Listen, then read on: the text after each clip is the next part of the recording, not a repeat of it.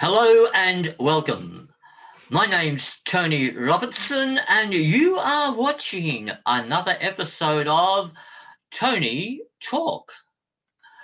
Welcome to this presentation, and as we begin, I would like to acknowledge that I live and work on the traditional land of First Nations peoples. I am here in Meanjin, Brisbane, and acknowledge and recognise the Yagara and Turrbal peoples as custodians and owners of this land, and I pay respects to the elders, past, present, and emerging. I also wish to acknowledge that NAIDOC Week begins next week, having been deferred because of the COVID-19 pandemic this year. So, welcome. And today's talk begins with the question, where were you on the 30th of October 1960? I imagine many of you were probably not even born. But for me, as a young man in Geelong, I took part in a Catholic rite of passage, for on this day in 1960, along with 52 other children from St. Patrick's Primary School in Geelong West, I made my first communion. Now, for those that aren't Catholic, a little bit of an explanation. First communion is like a rite of passage for young Catholics. It's the moment when you can go to worship with your parents and you get to go to communion with them. Now, this was a different era. 1960, the Vatican Council had not happened. The church and the world were a totally different place. Technology was different. This is our class group, grade 2 at St. Pat's Primary. 53 kids in one classroom with one teacher and no teacher aides. A remarkable era of education. What's even more remarkable about this commemorative photo of our big day is that the Sister of Mercy, Sister Angela, who did all the hard yakka, preparing us for today, making sure we knew our catechism, making sure we knew how to receive communion, and making sure we knew how to dress for the day, poor old Sister Angela was excluded from the photo. And the guy down there in the middle is Father John Edward Perkins, who was the parish priest, who had absolutely nothing to do with our preparation at all, but got the glamour shots on the big day. Technology was so different. I don't know if the photographer invited us to smile, but this is me down here, and I decided to smile anyway, despite the fact that very few others smiled, and forever we will remember this young man who decided to sneeze. And of course, this was the era before digital cameras, and there was only one photo taken, and that was it. It was also the era before workplace health and safety came into vogue, and you will notice there are no safety rails on this particular set of steps, but we did this every day without fear. This was part of life in those days. So here we are, 60 years on from our first communion day, and to be honest, I think I might be the only one who is commemorating this particular anniversary. Because for me, it was more than just a one day event. This day, in fact, launched me into a fairly public life as a Catholic. And it was probably nurtured by the fact that I had a very theatrical imagination. And Catholicism plays into theatrical imaginations with everything like imagery, icons, incense, ritual, color, diversity. Remarkable stuff for nurturing a young theatrical imagination. The other interesting comment is as we look around this group, I don't know many names, one or two I could name, but this is 1960. Sprinkled amongst the traditional Anglo-Celtic families would be children of families who 15 years earlier had left war-ravaged Europe to settle in this new country, many arriving without English, many beginning from scratch. And I remember there was a real division between the us and the them in many ways. Those kids from the migrant families often associated together. Those of us from the Anglo-Celtic families had parents who were involved in the Mothers Club, the Working Bees, the Fathers Club. The children of migrant families had come from a totally different experience of school, church, and community. And so many of their parents and families were not involved in the school and church life. Now, where this becomes evident is in the next photo. Here we are. We are the select group chosen to be photographed around the commemorative cake for the big day. Now, first thing to notice, the commemorative cake would have been baked by one of the mums. There was no such thing as going down to Woolies and ordering your first communion cake for 53 kids. I'm not sure how we sliced that cake into 53 equal portions for everyone. Maybe we didn't. It was just a photo opportunity. Again, I'm not sure if the photographer told us to smile.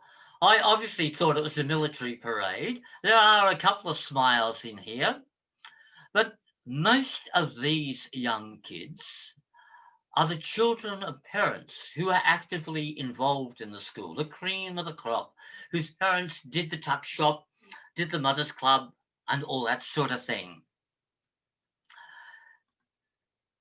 This is the killer. Look at this. 7 years old, and the banner behind me says, "Suffer the little children." In an era where we've become so aware of clergy sexual abuse within the church, it's probably the last banner you would ever use. And it's not a very good translation of the original biblical text. In fact, it's an awful translation. And you can see the banner itself too. The iconography was very Eurocentric rather than Middle East, the factual depiction of Jesus and his peers in that era. As I said, the world was different. The church was different. This is the commemorative certificate. So this is the other thing people who aren't Catholic may not realize. This was a big deal. Making your first communion was a significant rite of passage. You got, as you saw, you got to dress in very specific clothing, the sash, the medal, the girls in bridal white. And you got a commemorative certificate. My certificate is now in the archives at the Basilica in Geelong, along with my confirmation certificate. As you can see, it's a really ornate certificate. And this guy here is Pope Pius X, who wasn't really keen on democracy, was part of the old regime of Italian popes who were sort of, well, they were caught up in the politics of the era as well. And of course, this is a man who was also caught up in the frenzy of the First World War. But what's interesting to note, if you look carefully here, all white faces. Was racism real? Yeah, it was real. It was subtle, but it was real. This is about a church that was Eurocentric. This is about a Catholicism that really thought Everyone needed to be saved and to be just like Rome. This was an era before the Vatican Council that significantly changed the way the Catholic Church understood itself and is continuing to unravel the threads of this particular era. And that's significant there in the certificate. Again, down the bottom, it's only been signed by the parish priest. No recognition of poor old Sister Angela. Not only did you get a certificate, you got a special prayer book, and people gave you religious cards. And again, if you look at the iconography in these cards, it says a lot about how Catholicism understood itself in this particular era. Now, the Mass book was interesting. It had prayers for us to say. This again was an era when the Mass was in Latin. Our little 7-year-olds needed something to distract themselves while all the other stuff went up at the altar. So here's a beautiful Sister Angela, no doubt, would have been responsible for doing the fonts on every one of the 53 books. That would have been another part of her task. Now, this is the Mass book. This is the book we use to say our prayers during the Mass. Let me show you a couple of examples. These are some of the holy cards we received from relatives at the time. And also, the other thing to notice is that communion in that era, there was no idea that you would put your hand out to receive communion. Communion was received on the tongue and kneeling down. And again, I'm not sure whether it was because I was male, but you'll notice all the cards only have males in them. And also very romanticized European images of the Christ. And the greetings. And the other thing is, our parents and grandparents had beautiful script. They really wrote. In the 60s, they changed the script in schools. And I've had dreadful handwriting. But my parents, look at that. They had beautiful script in that era. Absolutely glorious. Look at that. This is from my sister and brother, who are much younger than me. And look at that. They already had this fantastic script at 4 and 5 years old. Remarkable. Let's go back to the prayer book. In the middle of the prayer book, while Mass is going on, we turn the page, you got to page 19. Page 19, so this is not a small book for a 7-year-old. We're going well. Pictures on the left, text on the right. But subtle reminder, don't forget the collection. And we would have been given threepence or sixpence every time we went to Mass to pop on the collection plate. Not only a prayer text, but a little rhyming couplet to reinforce the message. As I said, the church and the world are different. 7 years old, the theology is frightening, an image of hellfire. And the very first thing that sin and punishment are where we're heading. And we had words like hell and purgatory. The weird thing is, purgatory never existed in our spelling list. It was only in the religious stuff. So there's no connection between religion and the real life. In fact, religion was very much an unreal, surreal experience. Again, it was another world, another church. And these texts give expression to that. Now, that's my confirmation certificate. We'll go back to that. Now, for me, my first communion was not simply a one-off event. In a rather remarkable way, this day in 1960 launched me into a bigger than average life as a Catholic.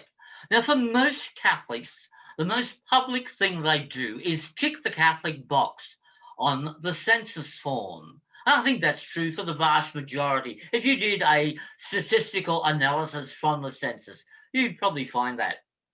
However, for me, a young boy with a wild imagination and passionate about the bringing justice and peace to the world and goodness and all that, I became involved in a whole lot of things. I became an altar server, very public ritual in worship at the church. This badge I received from the Archbishop of Hobart when I went to a national conference. I was educated at Catholic Boys College, St. Joe's in Geelong, and then I spent a number of years as a member of a religious community of men. And you'll see here, my name changed, Brother Anthony Robertson. I suddenly achieved a clerical status. I was part of a unique clerical culture, which took me a lifetime to unlearn and realize the impact of patriarchy and clericalism. But this is a community I was drawn to because of their origins in the belief about people like Francis of Assisi as a follower of Jesus. And these are some images from that era. I went on to become quite public. I did theatre performance, both as a religious and a lay person. I studied, I travelled. And now this photo is probably one of the most interesting. From my own First Communion photo, 19 years later, this is me giving First Communion to a young man in Fitzroy.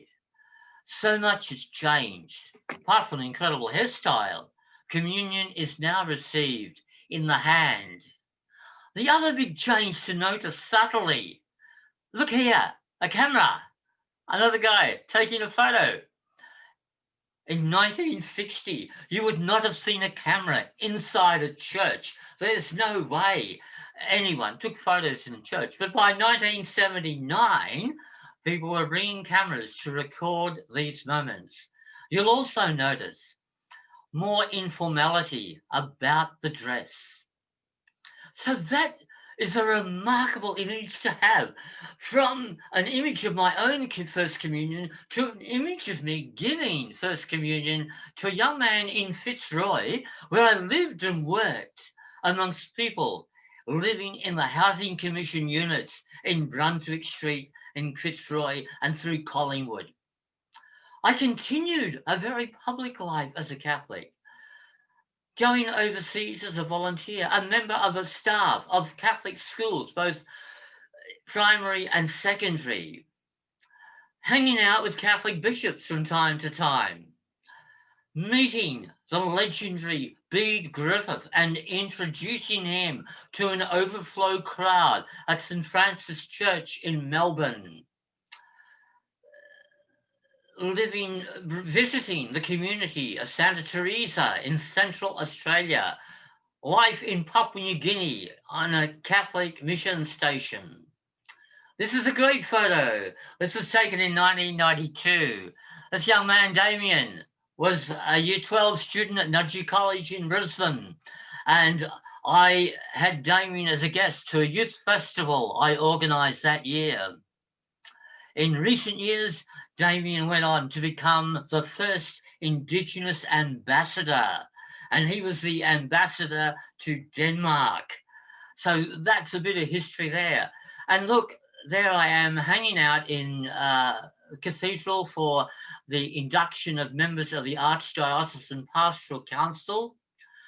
Part of my public life has also involved writing letters to the editor, being involved in leading workshops, bumping into people like Kevin Bates, the singing priest of Sydney, being photographed and seen with my own Archbishop up here, Mark Coleridge, who doesn't barrack for Geelong, but we don't hold that against him. And you can see from the photos that this was part of a life of living in public and not simply hanging out with the mainstream. This photo here is with James Allison. James Allison is one of my favourite theologians, a gay theologian working out of the UK, a man of incredible inspiration. And here with Vincent Long, one of Australia's really outspoken and passionate bishops for a new model of church and community. And again, a whole series of images and commemorative activities from a very public life as a Catholic. And so public that even my bookshelf was different, and my bookshelf often reflected. And would you believe I even have Catholic clothing? I must be one of the few people that can claim to have a Catholic wardrobe. And so you can see there items of clothing that have been part of my wardrobe, also proclaiming the Catholicism and the era that I grew up in. This is the most recent photo. So from a photo in 1960 to an image in 2019. And this is me with Susan Connolly, a sister of St. Joseph. And this image was taken as part of an interview I did for the Catholic leader here in Brisbane. And if I can find the article for you, yep. Okay, so from 1960, let's go to 2020, and here, from the boy in the sash with 53 others to a much older man wearing an Indigenous t-shirt from his support and work with NATSIC, the National Aboriginal and Torres Strait Islander Catholic Council, talking to a Josephite sister wearing a rainbow badge about inclusion and welcome for LGBTQIA plus people, for the recognition of sexual diversity across Catholicism and across our church. So today is a remarkable anniversary. It's a remarkable journey for me, and a reminder of from my community in Geelong, where almost everyone in that group I've lost connection with, to a church in a world now where my connections are international, diverse, and quite remarkable. I hope you've enjoyed this little Tony talk today. I don't want it to be simply an element of nostalgia. This is a statement about change, about my own personal change, about the change that we've all lived through in the world, and for those of us that are Catholic, the change that we continue to be passionate about for the church, which is one of the communities where we are nurtured for justice, inclusion, and respect for all humanity and the earth, our common home. Thanks for joining me today. I look forward to seeing you again soon.